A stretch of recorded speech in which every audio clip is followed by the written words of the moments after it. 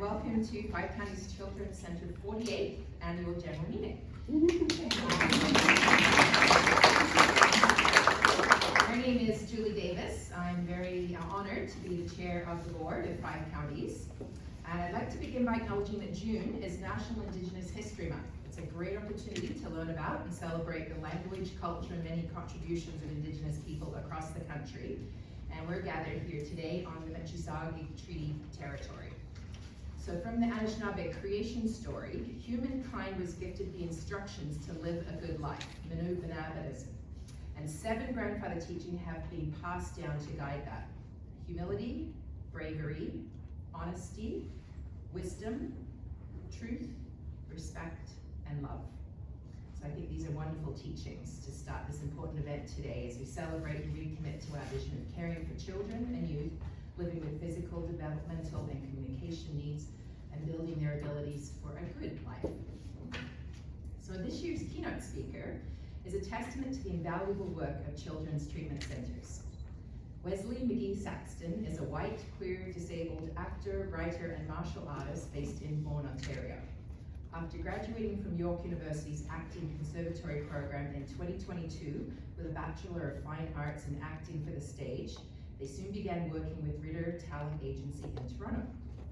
When not working as an actor, they are working with the humanistic healthcare team at Holland Bloorview Kids Rehabilitation Hospital after graduating from their solution-focused humanistic healthcare coaching program. In addition, they work part-time at Is Adaptive as the customer care manager and blogger to help support the adaptive fashion industry. They are also continuing their work at Forge Ahead, a party to access, an organization they co-founded in 2021 to advocate for equity and better disability representation in the tabletop gaming world. In their downtime, after achieving their black belt in Taekwondo with 17 years of training, they are currently looking for a new avenue of training to expand their knowledge. They love playing video games with friends, archery, sailing, and hanging out with their service dog and new cat. Please join me in a warm Five Counties welcome to this year's keynote presenter, Wesley Magee-Saxton.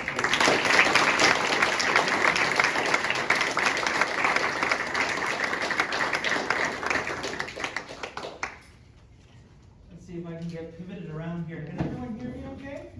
Yes. This is working? Okay. Make it work if you want.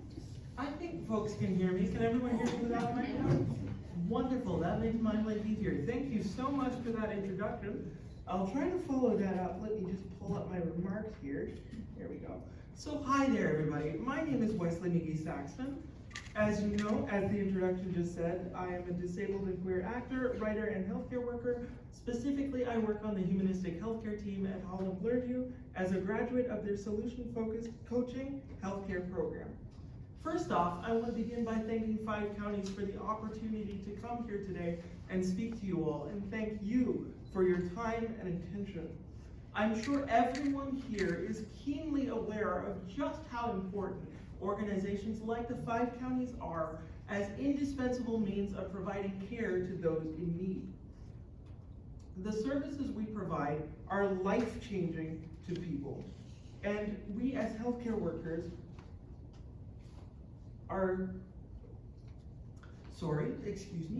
the services we provide are life-changing, and we know as healthcare workers, our goal is to always continue to expand that care, to be able to do more for those who rely on us. Anyone who's worked in healthcare for any degree of time at all also knows that there are specific barriers for governmental and organizational increasing to expand for that goal. Funding is very scarce and wait lists are very long. It is very tough to do that in terms of managing everything that we have to. So what do we do in the meantime? How can we encourage collaboration between us and the communities that we serve and addressing burnout across both sides of the coin through clients and healthcare workers?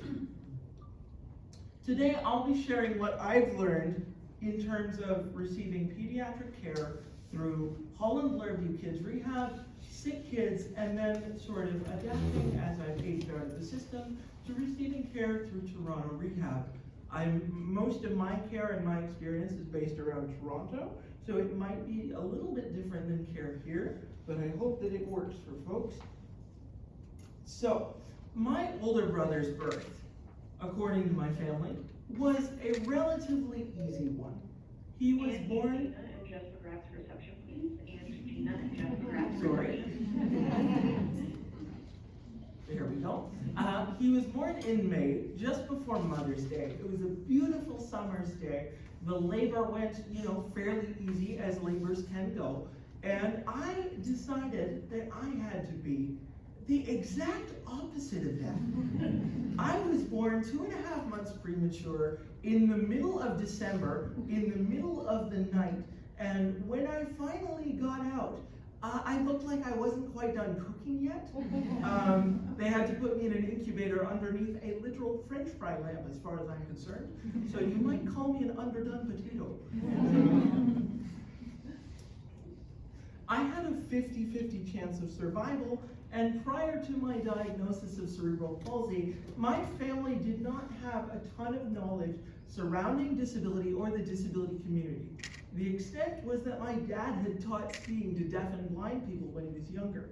So my birth, the experience of having a disabled child when you're not prepared for it, as few people are, thrusts my family into an entirely new realm of existence in a single instant, into a community where no two experiences are exactly the same. And right from the beginning, doctors, nurses, and other experts were just pouring on the advice before they'd even got their feet on the ground. As you can imagine, this was an incredibly scary time for my family. And I am so lucky and grateful that they threw themselves into everything they possibly could for my benefit. They were referred to the above-mentioned organizations and received some wonderful care and wonderful support. However, there were some things that those organizational supports and those official supports couldn't really account for. And that's where community support networks come in. The community support networks that my family found in friends, community, family, strangers even, were invaluable in teaching them lessons in ways that others had succeeded. And the trials of being disabled and being a family that was just thrust into this, they learned so much from that shared connection of experience that can really only be learned by people going through that. And this community, this collaboration between everybody, was just as vital as receiving formal care in terms of teaching them these lessons, because there was stuff that could never be taught through a hospital or healthcare context. It had to be learned through experience. And this was especially true when raising need. I know we've all heard that there's no handbook for raising a kid. We don't come with instruction manuals. And that is even more true when you're disabled, as no two diagnoses, even the exact same diagnosis of cerebral palsy, are even remotely the same. And I don't know if you're able to tell, but I was quite a handful growing up. Often my parents and I would be figuring things out at exactly the same time. We'd be going through it together. And that's all the hurdles of growing up that you might expect from, a typically developed child, as well as everything in terms of being disabled. It was really uncharted territory, and that's where those community networks I mentioned were absolutely invaluable in terms of being able to share the joys, sorrows, and everything else. And that's absolutely necessary on an organizational level for that growth and expansion that we want to see. That's why we need to make sure that from a research perspective, we're directly involving clients and families within that sphere, as well as holding distinctly separate spaces for clients and their families because the perspectives of direct clients might be different than those of their family, and that's okay. Their realities of living in those bodies might be different than those caring for them, and we need to hold space for both. For my own part, despite the fact that, as you might be able to tell, I was very extroverted growing up, my disability created significant barriers for me for accessing community, accessing my own support networks, accessing my own mutual aid. For starters, much of our architecture right now is very inaccessible, as I'm sure you know. They keep saying 2025, everything's going to be accessible. I don't think that's happening. So outings require a lot of preparation, even now, but this was especially true when I was younger. And of course, you want to go to your friends' houses, right? That's a fairly typical experience. That almost never happened for me, because all of my friends had stairs going up to their houses. Much of society was not built for me or prepared to include me. I had trouble understanding social cues. As I mentioned, outings required a ton of preparation, so I could not attend, like, hey, do you want to go to the arcade today? What time are we going? When are we going? Where are we going? Where's the closest accessible bathroom? I could not, I could not just jump into things as you might expect. Could not just run outside and play. And I still do have those challenges, and I will say that online communities were a saving grace. I found a lot of like-minded people that had a drive for disability advocacy and shared interests as I did through video games and social media. I was able to find my people, and that was revolutionary. When I moved into residence during my undergraduate degree was when I really started putting some of those online community lessons into action. The care at York University was set up by way of a system that was called consumer-directed care. So essentially what that means is that I would set up certain specific bookings at specific times and locations, and the staff would essentially meet me there and help with care objectives. There was on-call support that you could use during the night or if you had something outside of your bookings, but that was a lot tougher to use because it was only if someone was available. And as you can imagine, in a full program, the staff are basically always busy, so you're kind of stuck with the bookings that you got. My phone decided to take my remarks away from me, just 1 second. Technology's great when it sabotages you, right? There we go. So what did I do in this case with this new reality? This new reality was a huge, huge adjustment because my parents, as much as they tried to be available as they possibly could be, the reality now was that they were no longer just down the hallway. They weren't in the bedroom next to mine. I couldn't yell, "Mom!" and immediately get support. So I came to realize very, very quickly that the attendant care, the organizational supports could not be everywhere at once. It was not physically possible for them to be at my beck and call. So out of necessity, I started relying on my community networks more, just as they started relying on me more. I had friends that would drop everything to come to my aid if care staff wasn't available, especially during the winter. I've had friends that dug me out of massive snow drifts and did not expect anything in return. I had friends during the winter, because my acting program was very, very tight on schedule. We have, if you're early, you're on time, if you're late, or if you're on time, you're late, and if you're late, you're dead. Because if you're late, you don't get to work. So it was very, very, very stringent on terms of being on time. Sometimes if you weren't on time, they would lock the door right away. So you needed to be, they drilled it into you for the industry. So I would have friends that if I was not there within the first 2 minutes of class, they would be calling me to check if I was stuck in a snowdrift somewhere. And if I was, they would advocate for me and then dash out of the room, dash to where I was, dig me out and help me get to class. But even just getting to class, no matter the season, especially true in winter because they never plowed properly, as I'm sure that's a reality everywhere. But no matter the season, there was always physical hurdles to getting to class. The buttons didn't work, elevators broke down, the like. It was like running a trap gauntlet, running Wipeout, just to try to get to class. And my friends' support networks were incredibly invaluable in that extra safety net, because if you can imagine me getting stuck somewhere, I would call the on-call phone, but there might not be staff available to come and help me. Or if it's like after hours at 10 o'clock at night, that would be an even tougher spot.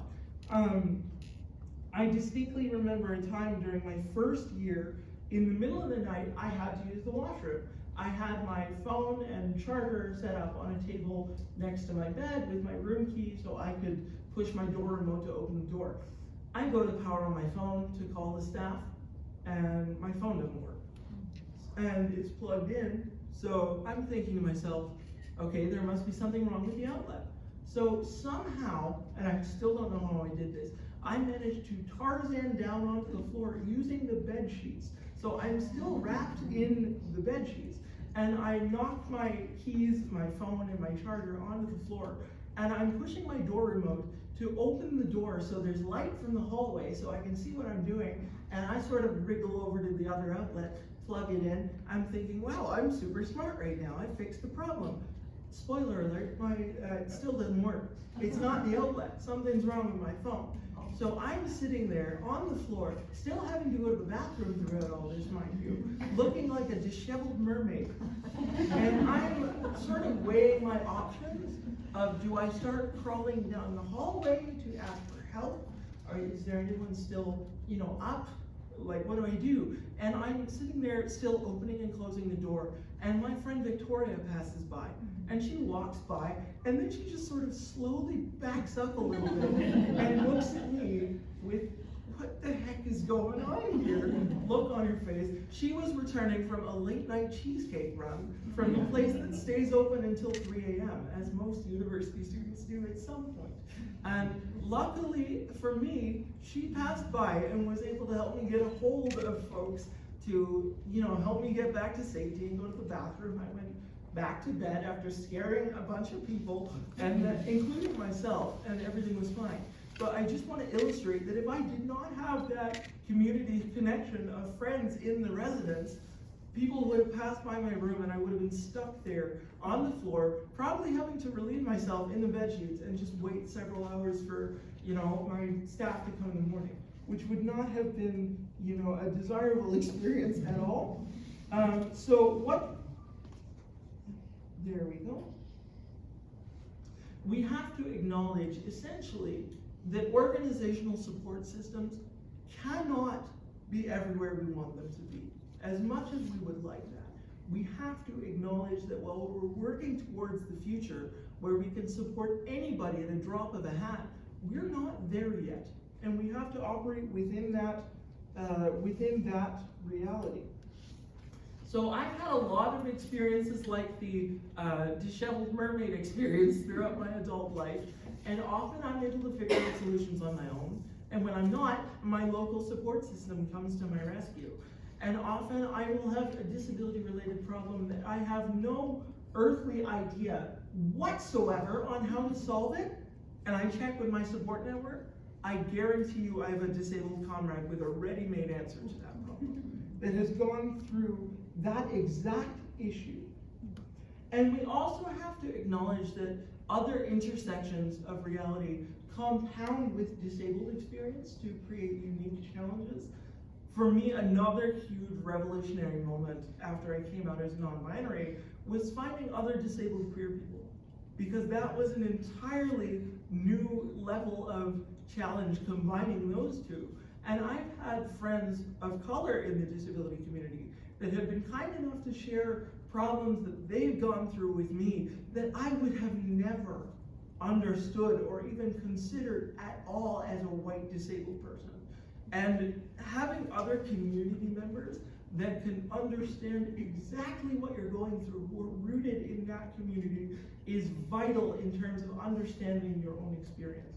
Nothing exists in a vacuum. I cannot be disabled without being queer, without being white. All of that exists together, and organizations like the 5 counties, like Blurview, like Sick Kids, can really help foster those spaces for that community engagement by creating distinct spaces that are meant for folks from those specific communities. And that will really, again, help the organizational growth because we will be able to access the community support networks that already exist. So what does this mean for us as healthcare workers? So far, I've talked a lot about my experiences relating to receiving care on the client side of things, but I've been on both sides of the coin. I now work, as I've said, as a solution-focused healthcare coach at Holland Lerview's humanistic program. My work revolves around a lot of things. I wear a lot of hats. I've worked directly on the units of the hospital floor with nursing teams and other clinicians, offering spaces for coaching and debrief surrounding challenging client behavior or staff burnout. We are there to sort of kind of be the immune system of those teams and help create the culture shift to make them more collaborative. I have given workshops to students and clinicians across Ontario around making our healthcare system more humanistic and collaborative. And first and foremost is sort of creating a space for that collaboration. What I find a lot of healthcare staff recognize is that they have some wonderful expertise that they've gone to school for a long time and put letters by their name for it, which is wonderful and fantastic. What I find a lot of staff forget a lot of the time is clients have just as specialized expertise. They might not have the expertise of a neurosurgeon or a PT or an OT or any other combination of two letters that you can think of, 2 or 3, but they have the expertise that is living in their own reality, living in their own body, living with their families, and they know themselves better than you ever could. That is just a reality. No matter how much schooling you go through, your clients will know what they need more than you. But the good news for you is that is a wealth of knowledge that you can tap into. We have to evolve into a healthcare system that no longer acts as a machine that takes in sick, broken patients and spits out healed ones. We need to evolve into a system that responds to things more like an organic being, that can adapt to the needs of its constituents. We are no longer focused on fixing. The clients are already whole. They just need some help healing. And creating that shared space with this collaborative approach that allows folks to act directly in tandem with your wonderful clinical expertise, as well as the lived experience expertise of clients, is exactly what we need to be moving forward within that shared space of care. And there is always space for both.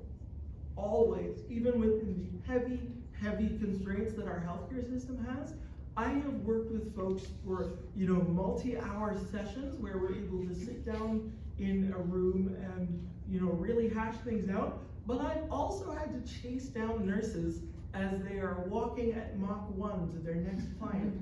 And I have 30 seconds, to debrief with them. There's always space for this collaborative approach. And what this does is it really helps us hold space for those dynamic realities instead of assuming. And that helps us hold ourselves and the clients to a higher standard of care. And a huge tenet of our work on the humanistic healthcare team is having one foot in acknowledgement of that problem, of whatever issue we're working on. We're not problem phobic. But also one foot, within the possibility of where that can go, where we can go. And this collaborative framework that I've been talking about will also help assist cohesion among healthcare teams, no matter what sector you work in. And it definitely takes some of the pressure off of the staff when you no longer have to be the sole expert in the room, because there's another expert in there with you, in the client. Coming from a strength-based approach also helps all of us, and I've experienced this personally, recognize the incremental gains you are making with clients and organizationally. From my experience, I find staff are much less to put down, nothing to report. because there is always something to report. Even if the session has gone absolutely abysmally, there is some piece of positive framework that you can report. And I find that folks are no longer just focusing on the negative aspects and putting NTR when everything goes well, because they are focusing on those incremental gains. And what this does is it allows us as staff members, instead of, climbing down the well and sitting there with the client and trying to help them get out, we are able to essentially throw a ladder down to them. And then that's all we can do, really, because it's still up to the client to climb out. We have to lead from behind and help them start climbing the ladder, which is a huge shift from, I'm the healthcare expert and you do what I say and exactly what I say and you'll be fixed, right? And that will make clients more likely to have lasting success and reduce follow-up appointments, reduce follow-up consultations, which will further reduce the burden on the healthcare system. And I know what you might be thinking after I've babbled at you for a while, is some clients might not have a super strong support network, a super strong community support network of mutual aid.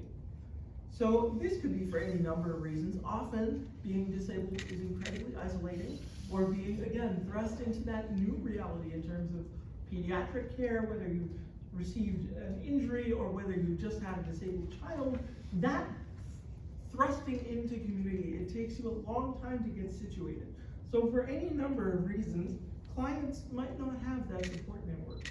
And while we can't generate it for them, we can't essentially say, here's your support network, boom, because that's not the point.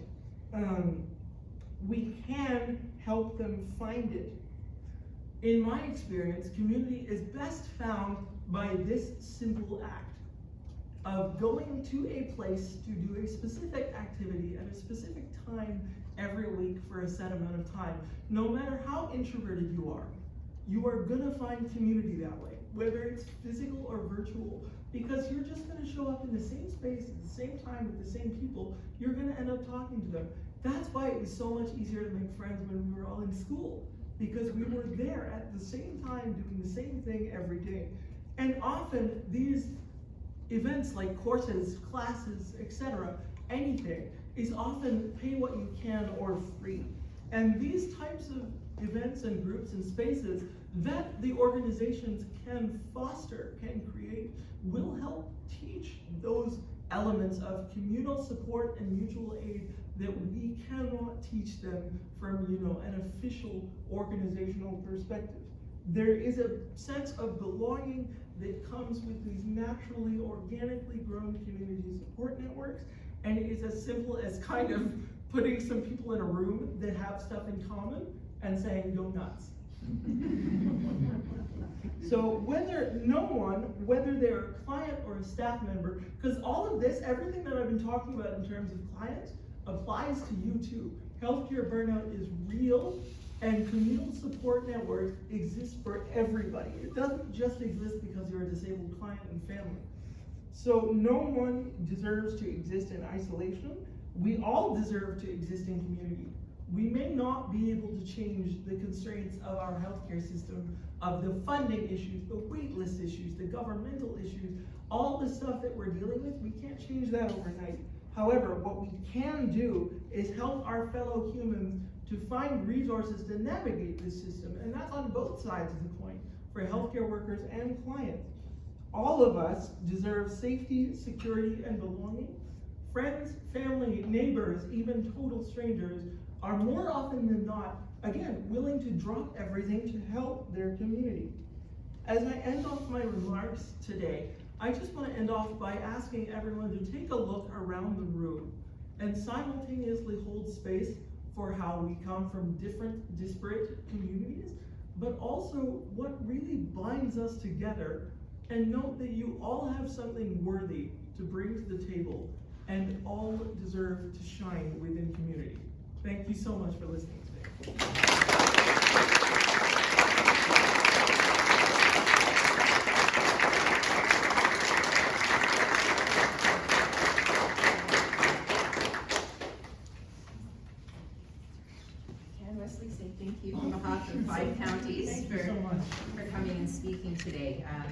so many lessons. Really, I think, you know, the importance of every experience is one person's experience at one point in time, and understanding how that really affects the way we deliver care and provide care. I think everybody here is going to take something important away from this, and certainly inspiration to see, you know, what building abilities for life really means and how you're giving back to the community that supported you. Thank you so much. Thank you very much, everybody.